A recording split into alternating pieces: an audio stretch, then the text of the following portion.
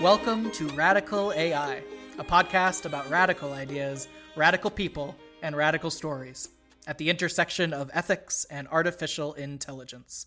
We are your hosts, Dylan and Jess. In this episode, we interviewed Deb Raji, a tech fellow at the AI Now Institute working on critical perspectives to evaluation practice in AI, conducting audits on deployed AI systems and facial recognition, and AI auditing policy. Deb has worked closely with the Algorithmic Justice League Initiative and on several projects to highlight cases of bias in computer vision. Recently, Deb was named one of MIT Technology Review's 35 Innovators Under 35 for her research on the harms of racially biased data in facial recognition technologies. We reached out to Deb to provide her insight on the recent breaking news from IBM, Microsoft, Amazon, and others who have announced decisions to stop providing general-purpose facial recognition and analysis technology to law enforcement and other vendors who have used the technology for mass surveillance, racial profiling, and violations of basic human rights and freedoms. We're so grateful to Deb for coming on the show on such short notice and sharing with us her expertise and her vision for the future. We're so excited to share this interview with Deb with all of you.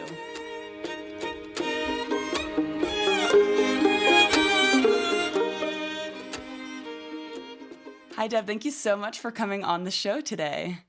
Thanks for having me. It has been a crazy last few weeks for you, hasn't it? I feel like I've seen your name everywhere. Yeah, it's crazy. It's actually been like a roller coaster, especially like I feel like the world has sort of been like up and down since March, just complete like chaotic energy. Like the whole world is going through this like chaotic period.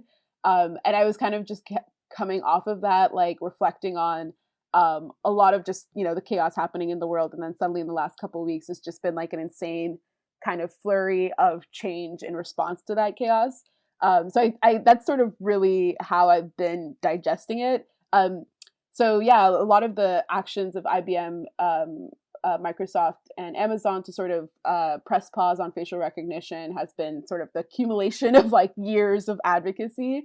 And then just in this moment of kind of like reckoning of like the racial relations in the States has sort of prompted all of that, all of this response. And, even just yesterday, the Post Act being passed in New York City, like all of this is, I feel like, in response to sort of this moment of reckoning. And I'm so grateful and so excited to sort of see the kind of future we build, coming out of this sort of moment of like, insane energy. So yeah, I really am like hopeful after weeks of sort of being very despondent and very angry and very like frustrated. I'm finally kind of feeling hopeful for the future and what kind of future we build. Before we dive into some of those current events, I'm wondering if you could tell a little bit of your own story of your role in all of this advocacy, because I know you've been part of these conversations for a little bit now. If you could just walk us through kind of how you got involved with all of this. Yeah, that's like the origin story. Yeah, I feel like I kind of fell into this space, and I'm really grateful to be part of this this journey that the machine learning community is going through in terms of just recognizing the reality of the impact of its work and the consideration and the thoughtfulness required in order to do a good job building this kind of technology. So I kind of came in thinking that I would sort of be like a builder of machine learning systems and sort of working on the applied machine learning team at a tech company, just thinking that I would be like creating these systems and, falling for the narrative of like, oh yeah, my responsibility ends there in terms of just making this work. And I thought for a really long time, like, if it works, that's fine, that's good enough. And it wasn't until I actually like got on an engineering team, saw the whole process from beginning to end, that I started freaking out because I was like, none of this works. And not only does none of this work, a lot of the data sets didn't have faces that looked like me, that included, the face of a Black woman. And I started kind of panicking a little bit because as I try to have conversations with people Mostly I was kind of involved in the research space at the time as well. So like when I was trying to have conversations with people in the machine learning research space around like, hey, this facial recognition data set doesn't actually have a lot of people of color, or even, we don't really represent this concept in a way that makes sense for people of color. So, I was having a conversation with someone building a model to sort of differentiate between hairstyles and hair types, and only one category for like all of black hair. And I was like horrified. And I was just realizing the amount of power machine learning engineers had to define the outcome of a model. It was staggering to me, all these decisions that they were making, not recording, not documenting in any way, but just watching that decision sort of influence the outcome and dictate the outcome in a way that felt completely, that kind of left those that were impacted completely powerless to stop it. So I think watching that happen for about a year kind of prompted me to start investigating this for myself, trying to advocate and talk locally to sort of people that I knew. And that kind of led me to Joy's work at the MIT Media Lab. And she was sort of ramping up the Algorithmic Justice League at the time.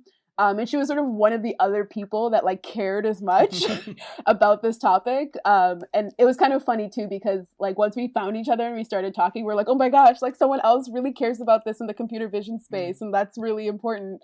So we had that initial conversation and noticed that kind of synergy and that alignment. And that was when I started working with her. And she obviously, she contributed the gender shade study and identified a lot of the biases in facial recognition. And I just thought that was such a powerful way of articulating this point of not everyone is part of this conversation, not everyone is included in this, and that's affecting the people that are sort of subject to these predictions. So so following that whole situation, I kind of on the other side of this landed in a place of like, we need greater accountability for the people building these systems. We need to sort of capture more of these decisions as they happen, but also we need to completely reinvent the way that we evaluate and assess these systems and audit these systems. Like the fact that, and this is sort of gender shades and afterwards, I'm very fascinated by these sort of machine learning systems that we identify in the wild that are already out there, already deployed, already affecting people. That's really sort of the bread and butter of like what I am interested in investigating and auditing, because exposing sort of the ways in which those systems fall short exposes the fact that, our processes for greenlighting the deployment of these systems is really broken and misses a lot of perspectives and neglects complete entire communities. So that for me was really what prompted me to get involved in this space and to become like super active and excited in terms of pushing things forward in a new direction. And from what I've seen, it seems like you are incredibly passionate in this space, and that you kind of seem to have always been passionate from when you started working at Clarify and when you were back at the University of Toronto. And I think I remember Joy saying in an event that you were both in last week at the premiere of The Coded Bias at the Human Rights Watch Film Festival, Joy mentioned something about you reaching out to her and asking if you could work with her. Is that true? Is that what happened? Yeah. So and it was because I had kind of, I was actually passionate about like entrepreneurship and like startup life. Like I was like, oh, startups are so cool. I consider myself like a very creative person. I really prioritize creativity and like building things and like, taking an idea and actualizing it in the real world was like something I was super into. And I thought like, oh, code is like such a great way to realize, like your ideas. So that's how I ended up at Clarify, because I was like, oh, I want to just work at a startup and like understand what this is and how it works.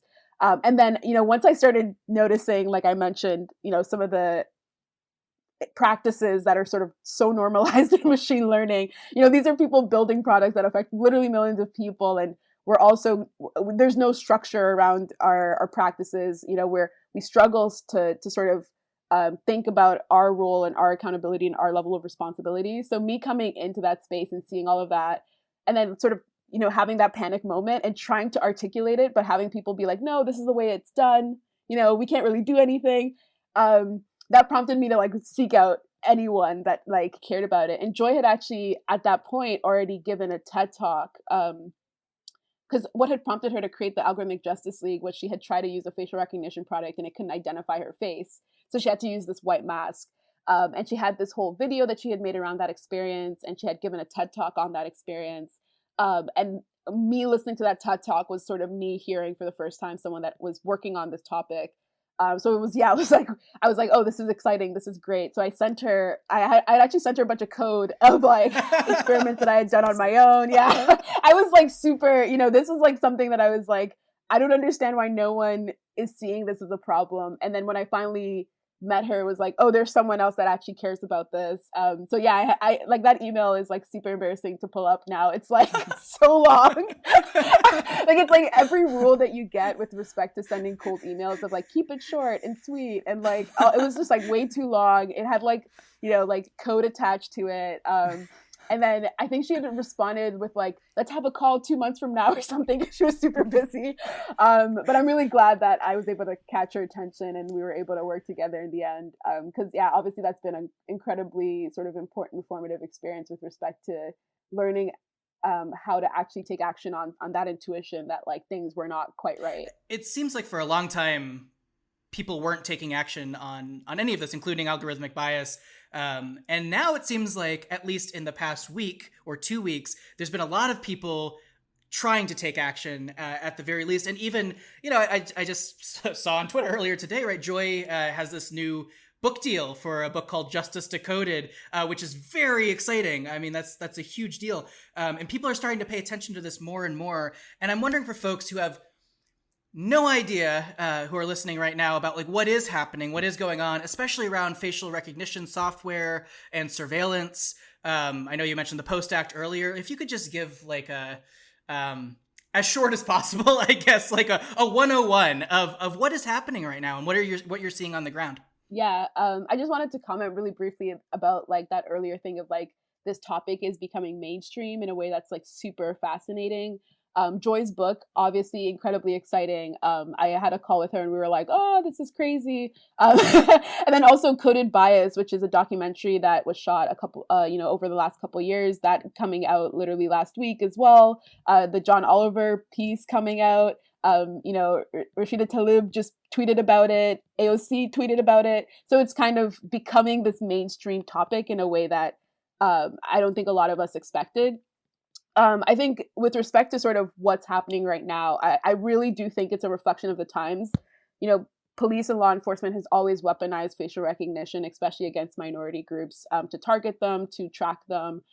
It's a technology that I kind of refer to as like inherently toxic and inherently dangerous just because of how centralized it is. It's kind of like the equivalent of having, a face is a lot of people don't necessarily realize that a face is identifiable biometric, and it's as sensitive information as a fingerprint. So imagine if you uploaded your fingerprints to Facebook and to all of your social media. So the sensitivity of the data involved is not something people always recognize. Now imagine having that information for millions of people and having that in a centralized database that's controlled by one authority figure. The potential to manipulate that, the potential to take advantage of that situation is so high. And law enforcement being given that power in a context and in an environment that we're in right now where people are really beginning to doubt law enforcement's ability to use that power for good, I think was sort of the perfect storm to begin a conversation of why do we have this technology? Why is it here? Who is it actually for and who does it actually benefit? And if it's, if all of this authority in terms of controlling the system is given to these institutions that we're beginning to doubt and we're beginning to question, how does that put us at risk as a population, as a general population? And I think we're also going through a period of accountability as well, where, for a long time, we didn't really, we were hesitant to restrict the use of facial recognition while this more nuanced conversation was happening. There's a lot of points of concern. So, our work has been centered around thinking about the racial discrepancies between the performance of facial recognition. And it was this important starting point of like, wait, this technology doesn't actually work for the people of color that are being disproportionately targeted by this technology. And it was a great starting point.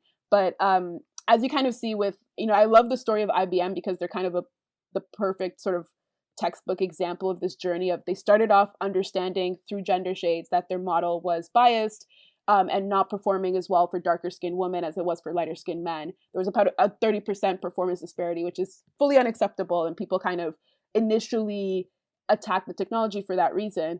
And then IBM, in their attempt to sort of diversify their data set, realized that, you can't just take Flickr photos of people of color and add that to a data set and say that you solved the problem. That's a huge privacy violation.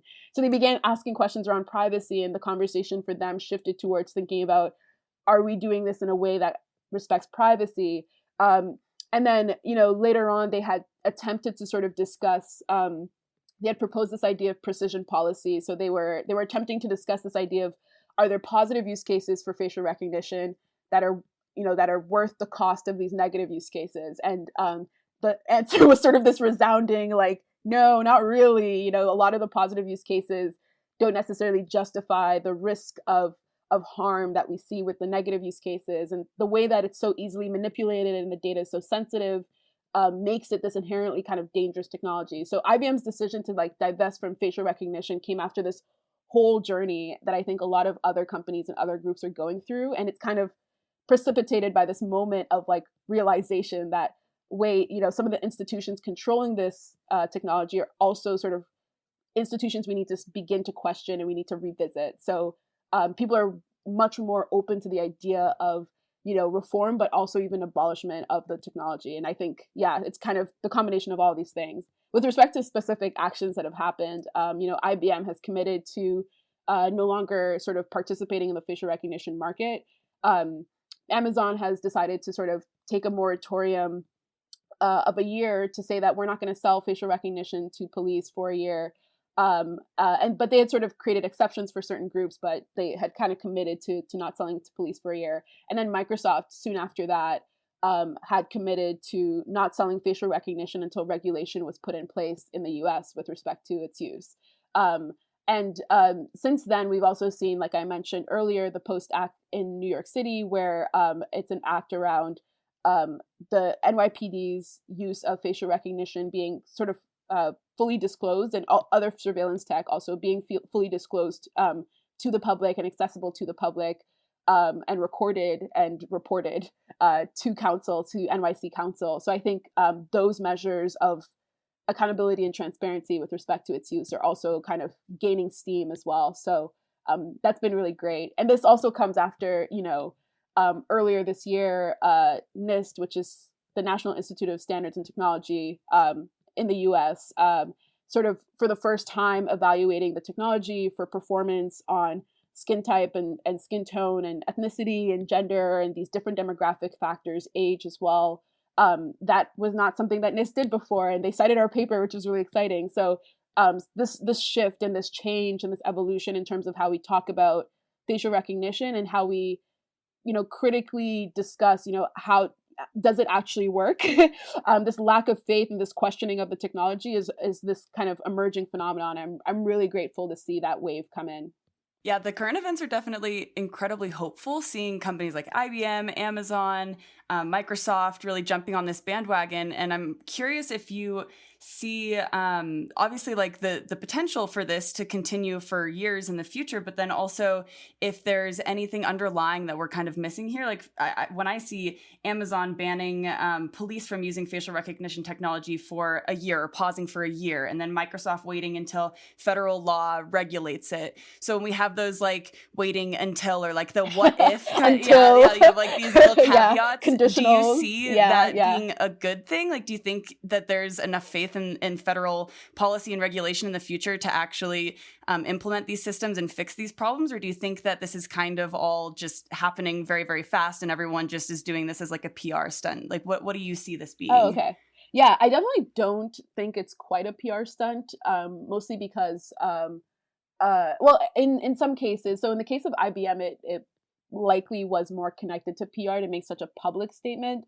They had already removed facial recognition products from like their publicly available sort of developer toolkit, like September 2019. They had already kind of shifted away from the facial recognition market, and it wasn't as profitable for them to be there. So this current statement around, that decision that they had made privately quite a while ago to make that a public stance in this moment was definitely sort of a convenient,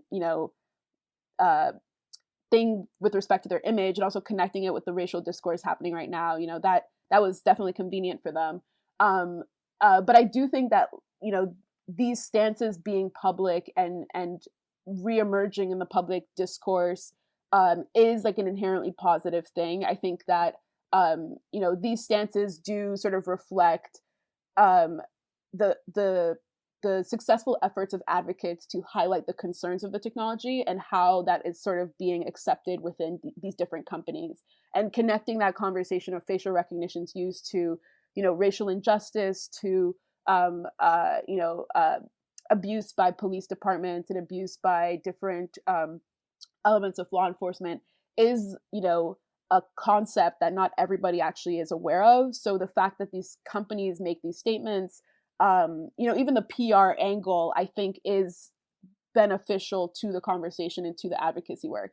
With respect to the actual sort of impact of the actions themselves, I literally expect nothing with respect from these companies. Like I will never rely on corporate self-regulation to lead us to the promised land of what we need with respect to protecting ourselves from facial recognition and other surveillance technologies. I really don't think companies are ever going to go all the way with respect to what we need from them. I am much more excited or more interested in how regulation can kind of restrict use globally, right, across the entire industry. And this is something that's come up a lot in my research. So in our paper, Actionable Auditing, we reassessed the companies that had been evaluated in gender shades for their racial bias, and we noticed that companies that were not included in that initial audit don't make any improvements. And then in our following paper, Saving Face, we evaluate sort of audited companies, and we look at tasks other than gender classification. So we say, for model objectives outside of the ones you were audited for, did you even improve with respect to that? And the answer is no. So there's a lot of interesting dynamics with respect to how auditing works. And you have to be you have to kind of design an audit with such a specific target in mind, with such a specific objective in mind. And if it's not designed in that way, then companies just don't react. So it kind of creates an implicit case for policymakers, and for policymakers to take seriously their role in terms of creating effective restrictions, right? So if a company or a set of companies we can't identify won't make that decision to completely address their issues on their own, and they need to be called out, but we can only call out a limited number of companies, then it's up to policymakers to use the results from those limited companies to create these widespread rules. There's a lot of companies that are almost that are very difficult to audit. So NEC is a huge influential company in this space that nobody's heard of. Clearview was, stealth for a very long time. People did not hear about it for a very long time. And other companies that are just like not recognizable names, like Amazon and Microsoft, but are, Palantir is another one too that people do know in this space. But, if I talk to my family about it, they might not be familiar with. So some of these companies that are not necessarily mainstream household names, but are hugely influential in the facial recognition market, but do not have any kind of public interface for us to audit with, those kind of companies are the companies that I want to see regulated. And they will sort of be the ones that they're the reason why I think, regulation and policy is really the frontier we need to aim for in order to actually sort of see the impact that we want to see and protect as many people as we want to protect. Yeah, so I do think that like the last week is sort of an encouragement to keep going, but definitely limited with respect to addressing all of these issues. And then the last thing I'll say, sorry, I feel like I've been talking for a while, but the last thing I'll say is that law enforcement is just one element and one strand of this. Facial recognition's use in immigration, for example, in the US is quite staggering. And the way that different public agencies interact with each other, there's a lot of loopholes, and there's a lot of ways, like we've seen with local bans by California, by Oakland, how those police departments, through access to, amalgamated and sort of joint databases with other counties where facial recognition's use is legal, they're still able to kind of get like this proxy access to facial recognition, and they're able to work through these loopholes. So I think it will require sort of like widespread statewide or national policy and regulation to truly restrict the use of the technology and truly kind of ensure the safety of the people currently affected. So yeah, we have a long way to go, but I do think that the last week has still been this encouraging kind of step forward.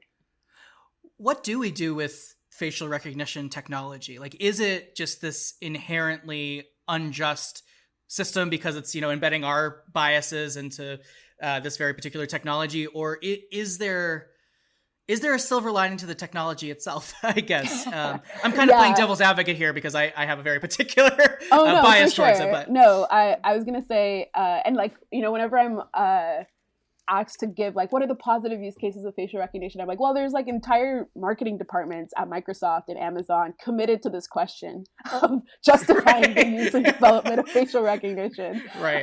So I highly suggest checking that out. But I'm very familiar with their marketing materials and their kind of pitch for what makes sense and how it's being used and what the benefits are. I will note that a lot of the people selling this technology, their client is not the 14-year-old boy that gets misidentified walking down the street and ends up having to deal with, getting falsely arrested and, posting bail and all of that. Their client is the police department.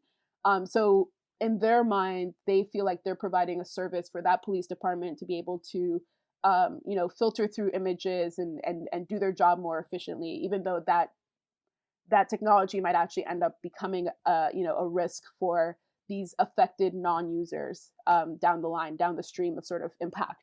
So they would sort of argue that there's efficiency benefits for their clients. In terms of just use cases that are hard to find fault with, people will cite finding missing children, for example, or they'll talk about sort of innocuous use cases like filtering through and tagging your photo app images and putting them in the right folders with different people's identities. All the pictures of my mom go into folder X. And I think that that's easy to accept and to just sort of swallow as this is fine. But I do feel like there is something about facial recognition that is sort of characteristically difficult and challenging to overcome, which is that there's so many axes of concern. There's so many things that are wrong with it. There's the privacy issue and there's the bias issue, which is clear as day because of the research and the work of a lot of great people. But there's also this, foundational issue that I find, which is that because it's such a collection, it's a huge collection of sensitive data of, many, many people, and it's this identifiable biometric, it can be so easily weaponized by whatever authority figure. And that authority figure, the use of the technology is so under the control of this authority figure to do whatever they please with it in a way that is really alarming. I often try to cite this case that was mentioned in the Coded Bias documentary of Atlantic Towers, and to kind of just give a summary of that situation. Atlantic Towers is a rent-controlled apartment in Brooklyn, New York.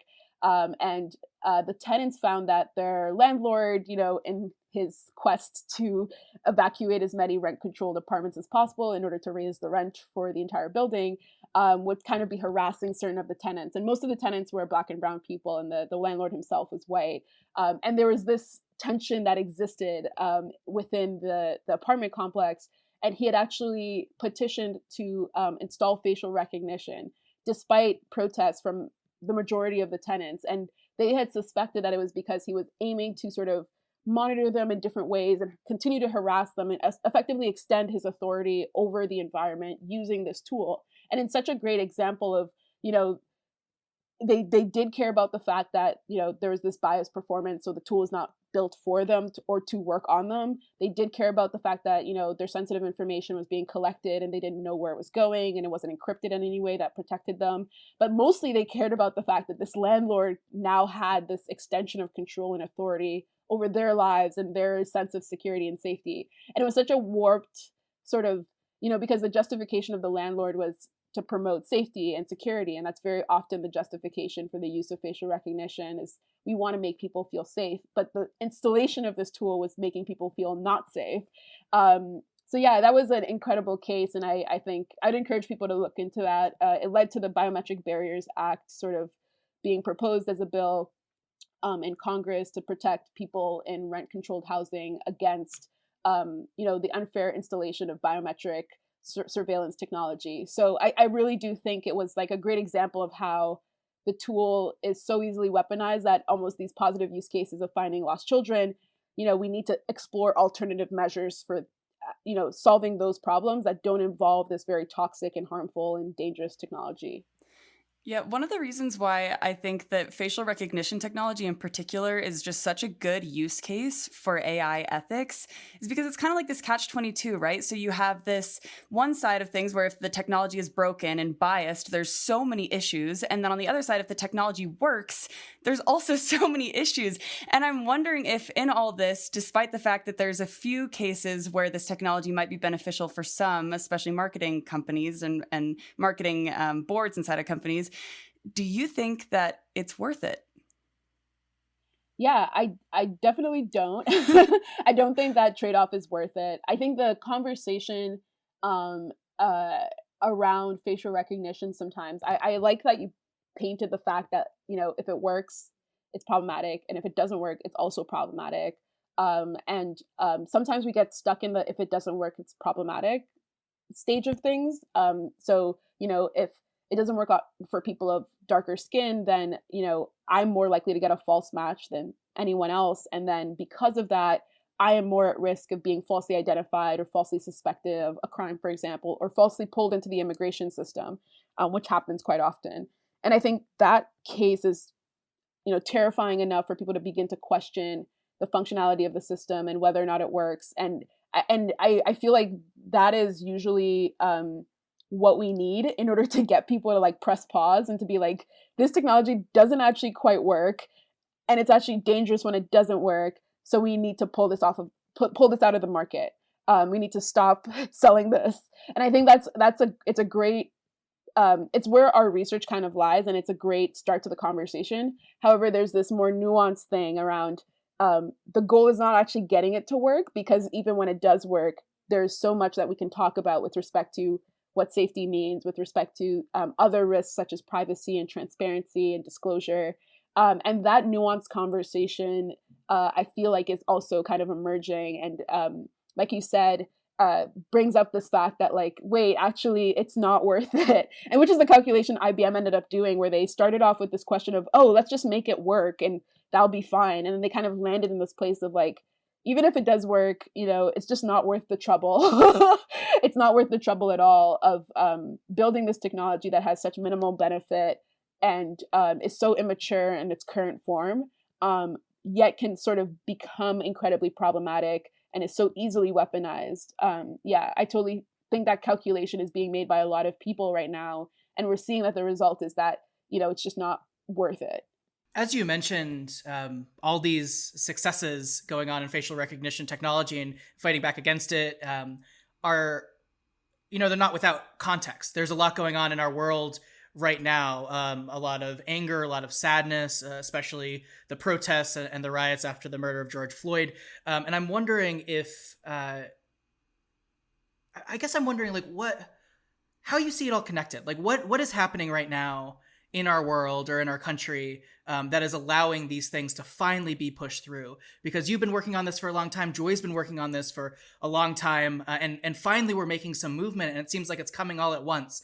So what's going on? That's a great question. I've been reflecting on that a lot. Like what happened? The murder of George Floyd was such a wake-up call for everyone. I think everyone was just kind of, you couldn't look away. And, it's so unfortunate that had to happen in order for us to truly begin this conversation. But I'm so grateful for those that are leading the charge with respect to making sure that we continue to not look away, that we continue to pay attention, that we continue to challenge ourselves as a society to really confront these issues. I do think that because it's this moment of, racial reckoning, as I've been calling it, people are not shying away from the conversation in the way that they used to. Excuses that were sort of swept under the rug in the past are now sort of exposed, and people are directly challenging. So I think that's one important thing. The other thing too is, I very clearly remember the whole Trayvon Martin situation that happened, and George Zimmerman, and the impact of that movement was sort of this reform the police ideology of like, we need to reinvent this group of this authority figure, this authority group. We need to kind of rethink how they operate.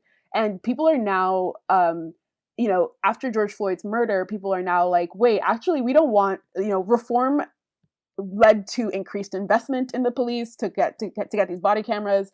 Reform led to like implicit bias training, which we can't even measure the effectiveness of, and we don't even know how well it worked. And like, clearly there's this historical kind of anchoring of the police and some of these problematic concepts and these problematic ideologies. So now the stance is more towards like, you hear like defund the police or like abolish the police, and this more like radical stance of we need to completely like flip the table. Like, I feel like it's a little bit like fueled by that anger and that sadness and the mourning of the Black community coming out of COVID.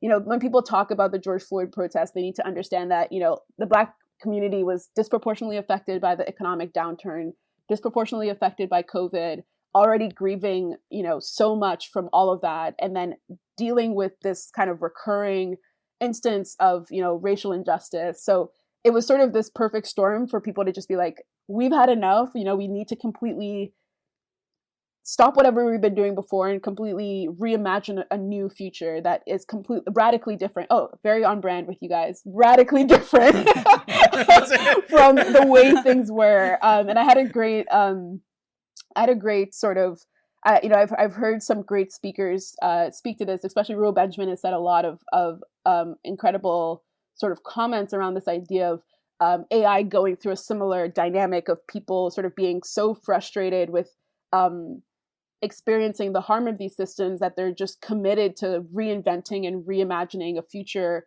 of this technology that doesn't look anything like what was there in the past. So I think because of that, we see a lot of the surveillance policy being pushed forward, and a lot of the companies themselves reflecting on their own role and reflecting on their own commitments and revisiting them and actively connecting these decisions to the racial injustice that we see today. IBM's statement, directly connects that dialogue. The letter to Congress that was written by the CEO, he directly says, we understand that the police is misusing this in order to terrorize racial minorities, and this is not necessarily something that they were public about before, but now he can make that statement and say, like, this is not a radical position anymore. Like, we're all kind of radicalized to do something about this. And it's just easier, I think, to come out with a stance against this harmful technology when you understand what's at stake. You understand that it's such an important element of protecting people that have been racially terrorized for centuries, right? So I think that's really what I see as a large sort of the huge kick was sort of the one, understanding the extent of the state. I think people underestimated the terror that the police has been sort of getting away with on certain minority groups and in certain minority neighborhoods for a long time. So that's become much more visible in the last couple of weeks, where it's very difficult to ignore. And then the second thing sort of just being that it's much more, there's a lot more people on your side. There's a lot more people sort of embracing a radical vision of what the future can look like.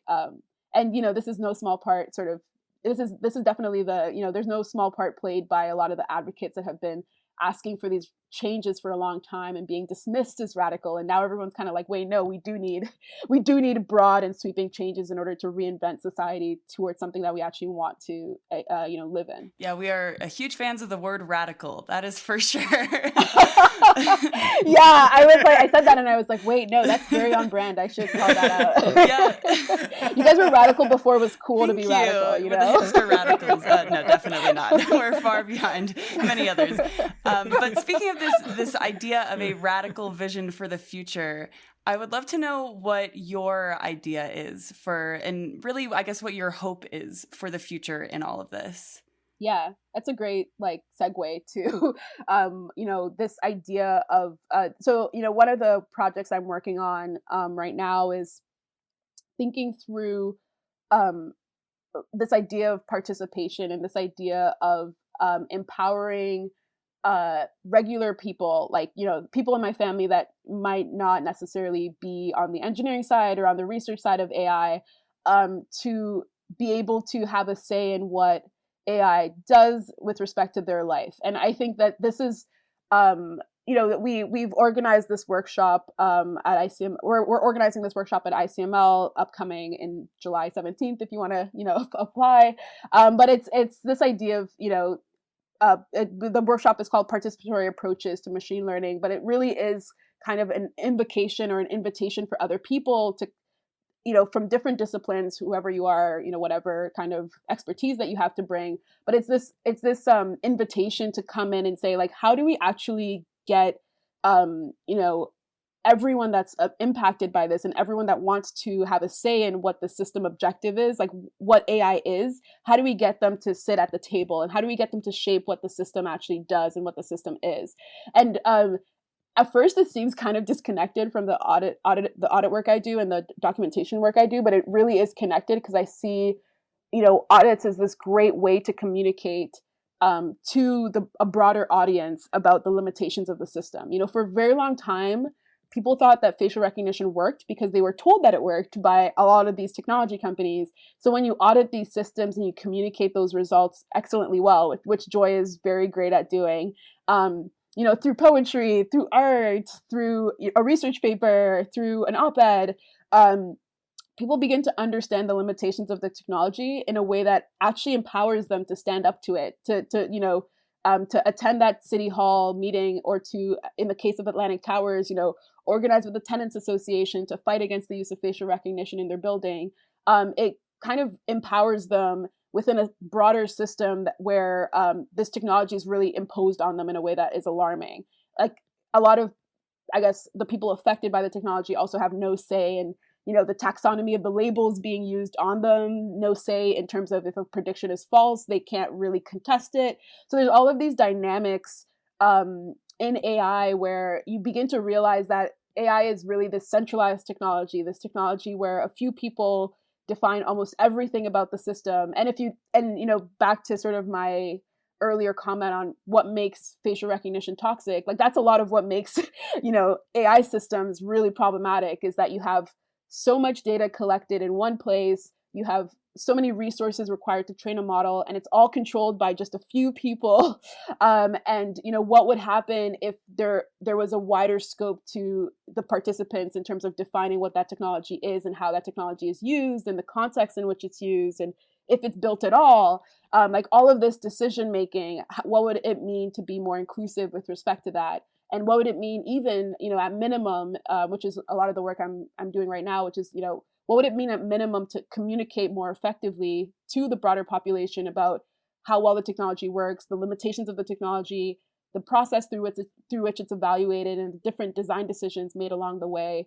Like, what would that actually look like? And how would that change things for the way that this technology is kind of being integrated into society? So it's like a weird, like, technical policy, like social science question of like multiple dimensions, and like there's definitely different voices coming in to say different things about it, but I'm kind of excited with that direction of like this like kind of collaborative democratic version of this technology where we all kind of can like stand up and participate in terms of defining what role it's supposed to play in our lives.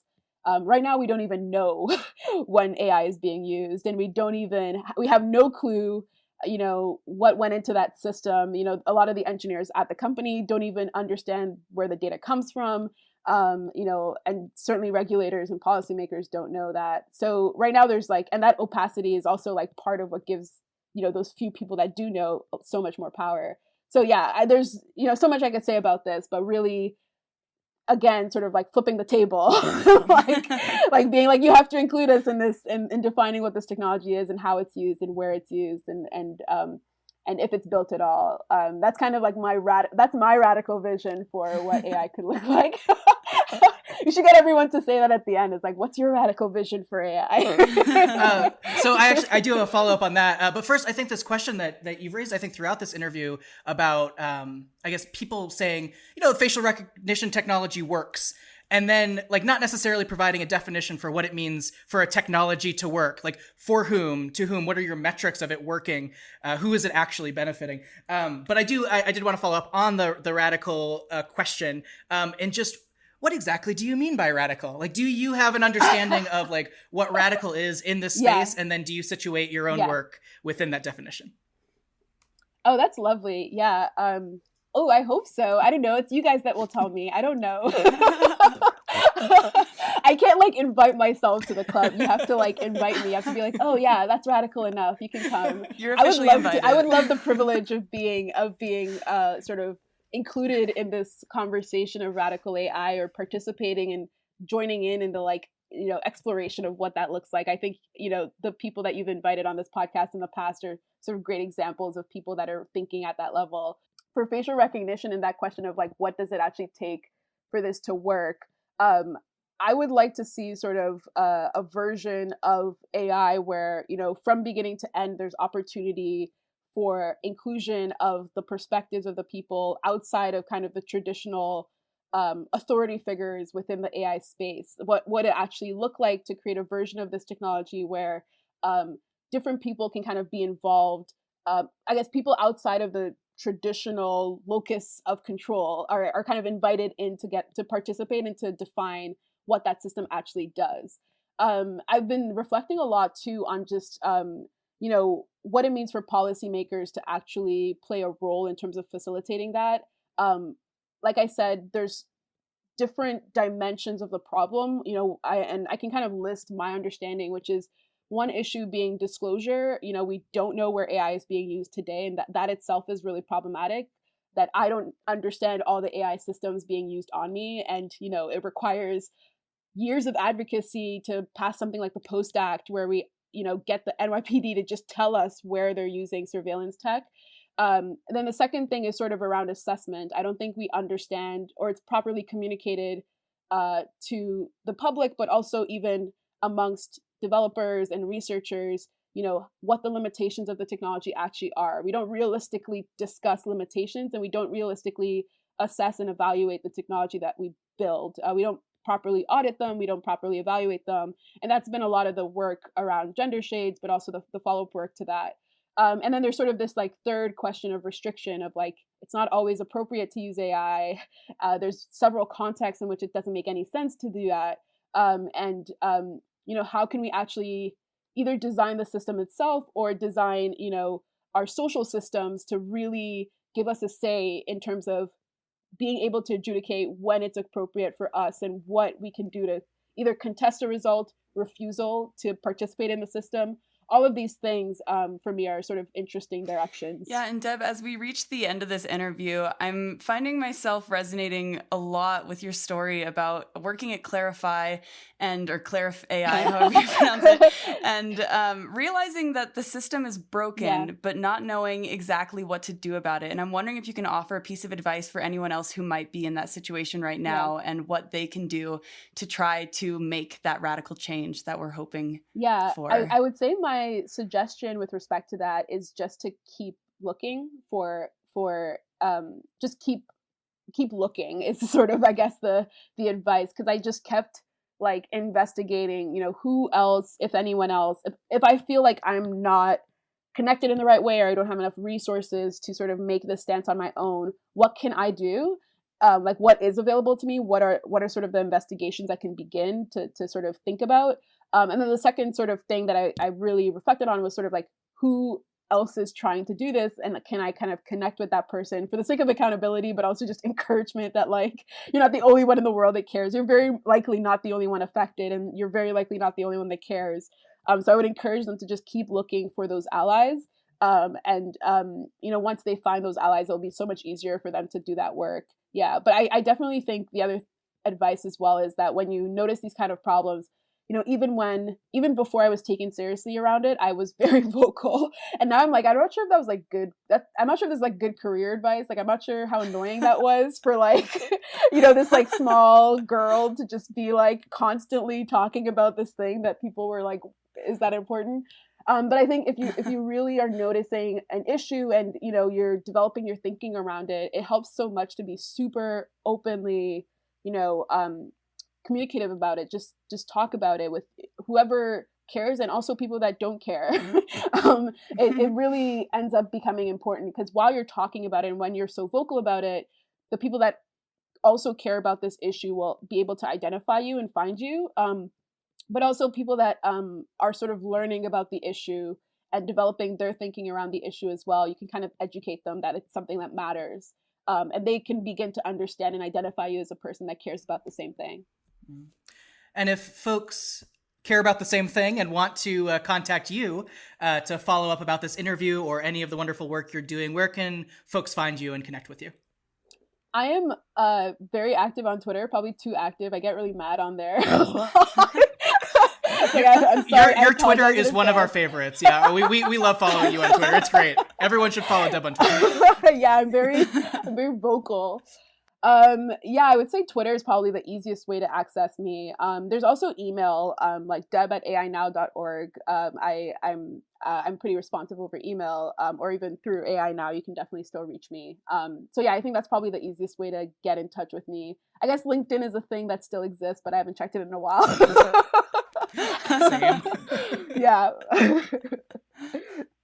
But yeah, feel free to reach out via email or Twitter. I think those are probably that's the way to get to me. Great. Well, thank you so much again for coming on the show, Deb, and thank you for all of your amazing work that you're doing right now. Yeah, for sure. No, thanks for having me. I'm hoping to like one day be radical enough to be a radical AI. You're officially admitted into the officially radical have that club. title. Don't worry. You're one of us now. Am I radical enough to? Yeah, this is great. You guys are doing such a great job with this, and I really appreciate you guys like collecting all of these perspectives in one podcast. That's super awesome. We again want to thank Deb so much for joining us on this show and for coming on such short notice. We also want to thank the Algorithmic Justice League and so many others who are doing this vital work and vital advocacy to change these deeply racist systems that are embedded in so many elements of our technological systems, but especially in facial recognition technology and facial analysis technology. We will leave our longer debrief for our next mini-sode, and in the meantime, we are going to let Deb's words speak for themselves. But one thought that we want to leave all of you listeners with in regards to facial recognition technology and the current events is that sometimes the least harmful way to create a technology is to not create it at all.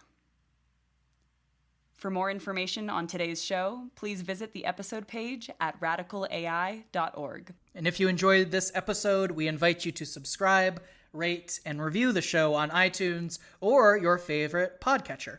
Join our conversation on Twitter at RadicalAIPod. And as always, stay radical. Stay radical. Yes. Perfect. Okay.